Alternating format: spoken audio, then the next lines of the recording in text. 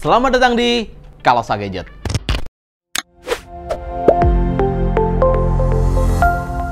Bersama saya Rico, kali ini kita akan mereview sebuah produk dengan sejujur-jujurnya dan kita tidak di-endorse sama sekali oleh brand manapun. Laptop yang akan kita review kali ini merupakan laptop yang cukup banyak kalian tanyakan di kolom komentar. Ya, benar saja. Bisa dikatakan laptop yang kita review kali ini merupakan laptop yang paling layak untuk harga 13 juta, khususnya laptop gaming. Seri apa itu? Ini dia.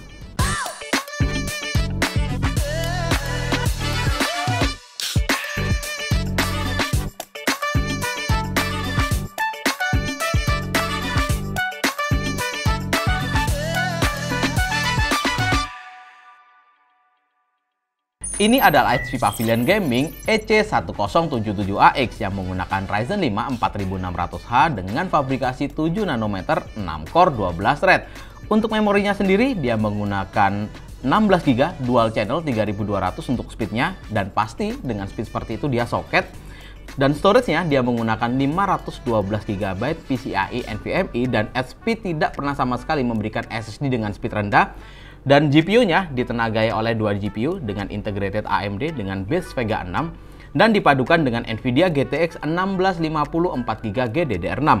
Dan laptop ini dibanderol di harga 12.999.000, tapi untuk beberapa e-commerce dipasang di 13.799.000. Include garansi 2 tahun, accidental damage protection, dan Office Home and Student 2019. Untuk bahan bodinya sendiri secara keseluruhan menggunakan plastik polikarbonat dengan warna dominan hitam dan masih sama persis seperti HP Pavilion Gaming yang lain. Untuk logo HP terletak di punggung layar berwarna hijau, dan ini sangat menyesuaikan dengan SKU warnanya, entah hijau seperti ini, purple, atau juga white. Untuk dimensinya, laptop ini menggunakan 36 x 25,7 x 2,35 cm untuk ketinggiannya. Dan bobotnya tidak bisa dikatakan ringan karena bobotnya sendiri lebih dari 2 kg jika kita hitung bersama dengan charger 150 wattnya. Untuk frame layarnya sendiri, dia menggunakan micro edge display yang HP sebut seperti itu untuk frame kanan dan kiri yang dia buat tipis. Di atas masih terdapat webcam dengan resolusi HD 30 frame per second yang menurut saya memiliki kualitas yang cukup baik. Dan layarnya menggunakan panel IPS anti-glare Full HD, benar-benar IPS panel ya. Dan dia memiliki 144 Hz refresh rate, jadi cukup nyaman untuk kalian pakai bermain game. Tapi sayangnya dia hanya memiliki 45% NTSC untuk color gamutnya. Dan laptop ini kalau kalian katakan tidak terlalu enak untuk pakai desain atau render, ya tergantung desain apa yang kalian pakai. Tapi yang pasti laptop ini positioningnya khusus untuk kalian yang hobi bermain game dan budget 13 juta seperti ini sangat layak untuk kalian miliki. Turun ke bagian bawah, di bagian atas terdapat grill dengan heksagonal yang kalian lihat sepintas seperti 3D. Dan tombol power dia terpisah dari keyboard, diletakkan di pojok kiri atas dengan LED berwarna hijau. Untuk keyboardnya sendiri dia menggunakan full size keyboard dengan number pad di bagian kanan, dan keyboardnya sendiri memiliki feel yang sangat mirip seperti IdeaPad Gaming atau Legion yang memiliki feel clicky yang benar-benar unik dan sangat enak. Untuk key travelnya juga sangat mantap, untuk jarak antar keynya juga pas, dan laptop ini memiliki dua level pengaturan backlightnya yang kalian dapat atur menggunakan tombol F5. Turun ke bagian bawah lagi terdapat touchpad dengan ukuran yang tidak terlalu besar, dan dia sudah didukung Windows Precision Driver, tapi sayangnya dia tidak memiliki Palm Technology Rejection. Tapi tidak masalah karena memang ukurannya tidak terlalu besar, jadi tidak mengganggu saat kalian pakai mengetik. Beralih ke bagian portnya, agak disayangkan HP meletakkan portnya sebagian besar diletakkan di bagian kanan, sehingga saat kita menggunakan port terlalu banyak agak sedikit mengganggu. Di sebelah kanan terdapat HDMI, USB Type-A 3.1 generasi yang pertama, RJ45 port atau LAN port, USB Type-C 3.1 Gen 1, serta SD card reader. Di bagian kirinya hanya menyisakan DC-in dan always on USB Type-A 2.0. Untuk fiturnya sendiri terdapat HP Command Center yang sayangnya secara penggunaan atau fungsi masih sangat terbatas. Sebatas untuk menjalankan software atau sesuatu atau memonitoring hardware. Tapi masih tidak ada untuk pengaturan performance di software ini. Serta fitur yang kedua terdapat BNO atau Bang & Olufsen Audio Control untuk memaksimalkan kualitas suara internal audio atau pada saat kalian menggunakan headset. Lanjut ke pengujian performanya, bukan HP kalau dia tidak memberikan speed SSD yang kenceng. Ya, terbukti sekali lagi di laptop ini.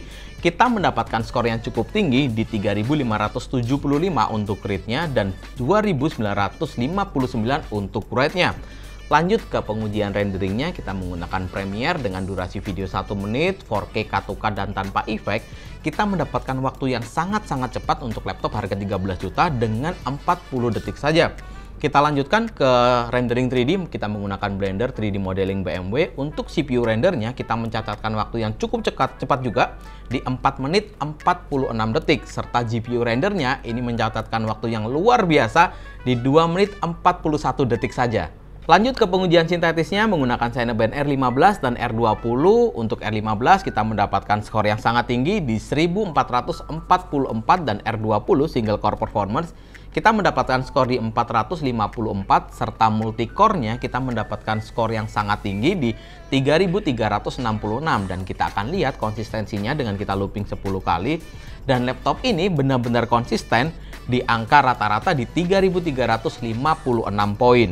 Lanjut ke simulasi gamingnya, kita akan tes CPU dan GPU-nya secara bersamaan. Kita menggunakan 3D Mark Firestrike dan untuk harga 13 juta sekali lagi kita mencatatkan skor yang sangat tinggi dengan 8.818 poin dan laptop ini juga lolos uji stress test dengan skor yang sangat-sangat meyakinkan di 99,1%. Nyaris tidak ada throttling dengan suhu rata-rata di 78 derajat Celcius dan suhu tertinggi menyentuh di 88 derajat Celcius saja.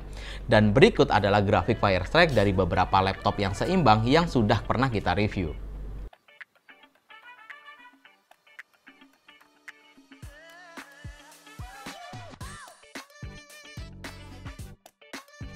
Dan untuk pengujian real gamingnya seperti ini. Game yang pertama kita menggunakan Dota 2 dengan resolusi Full HD, rata kanan, dan full render. Kita masih mendapatkan kurang lebih sekitar 150 frame per second. Jadi setting seperti ini paling enak, jadi kalian tidak perlu turunkan settingannya. GTA 5 dengan resolusi Full HD dan semua kita buat rata kanan, termasuk tekstur kita buat very high. Kita mendapatkan kurang lebih 40 hingga 45 frame per second. Dan kita akan turunkan settingannya untuk mendapatkan FPS yang lebih baik. Saat kita ubah settingannya ke Full HD dan setting normal, kita mendapatkan FPS yang luar biasa tinggi di 140 hingga 150 frame per second. Jadi ini enak banget untuk kalian mainkan di setting seperti ini. Apalagi layarnya 144 Hz. Far Cry 5 kita setting resolusi Full HD dan setting high untuk grafiknya, kita masih mendapatkan kurang lebih sekitar 60 frame per second. Jadi cukup nyaman untuk setting seperti ini. Kita akan turunkan satu level untuk mendapatkan FPS yang lebih baik.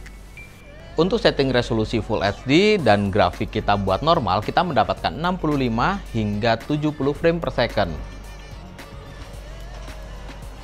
PES 2021 dengan setting Full HD, kita mendapatkan FPS maksimal dan kalian tidak akan mengalami kendala sama sekali jika menggunakan HP Pavilion Gaming ini. NFS Hit kita menggunakan resolusi Full HD dan setting grafik ultra, kita mendapatkan kurang lebih sekitar 40 hingga 45 frame per second. Kita akan ubah sekali lagi untuk membuat grafik ini lebih enak dan lebih nyaman dimainkan. Saat settingannya kita ubah ke medium, kita masih mendapatkan kurang lebih sekitar 60 frame per second. Jadi ini settingan yang paling mantap untuk kalian mainkan.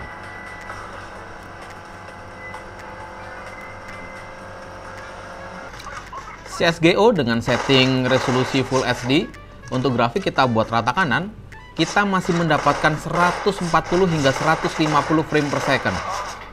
Luar biasa. Pada pengujian baterainya menggunakan PC Mark 10 Modern Office, kita mencatatkan waktu yang lumayan lama di 7 jam 39 menit dan masih menyisakan 8%. Jika diteruskan mungkin bisa sampai 8 jam. Tapi dengan catatan tidak digunakan untuk bermain game dan penggunaannya hanya seperti penggunaan Office standar dengan brightness kita buat 50% tanpa koneksi ke WiFi, backlit kita buat off serta balance performance. Tapi jika kalian gunakan bermain game, laptop ini kurang lebih dapat bertahan sekitar 1,5 jam saja.